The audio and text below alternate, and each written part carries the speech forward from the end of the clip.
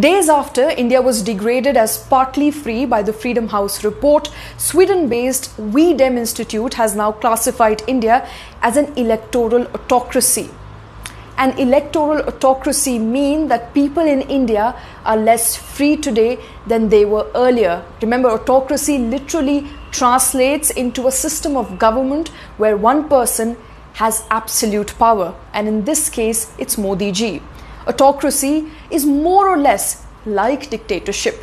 The report by We Dem Institute says that India has restrictions on multiple aspects of democracy, such as freedom of speech and on societal groups or the pressure groups.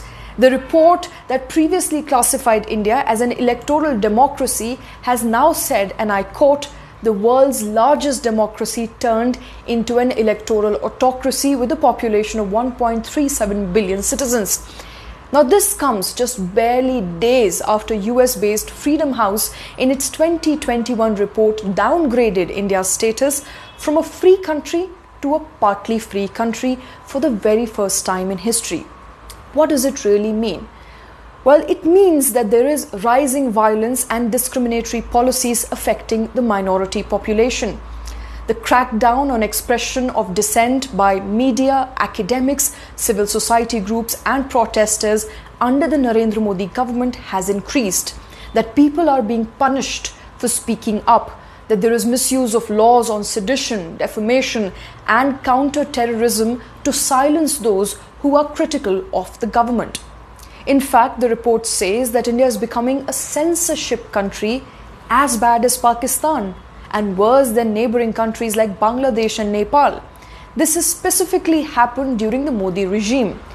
So does it really mean that India is losing its democratic country status or its democracy and the world is ganging up on us? Let's take a look at some of the hard facts. Since BJP assumed power, 7,000 people have been charged with sedition so far. There has been a 72% increase in the number of arrests that have been made under the draconian Unlawful Activities Prevention Act or the Anti-Terrorism Law in 2019 as opposed to 2015.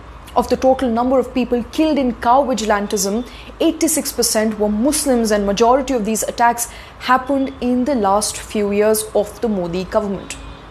In fact, of the 53 people killed just last year in February of 2020 in Delhi riots, most of them were Muslims.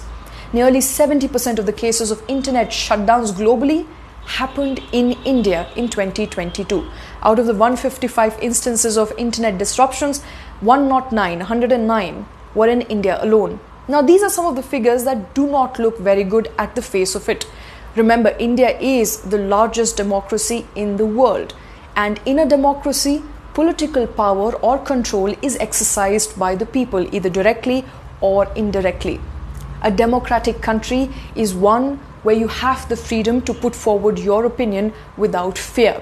You have the right to eat what you want, you have the right to express your opinion and choose the religion you want to practice without the fear of persecution.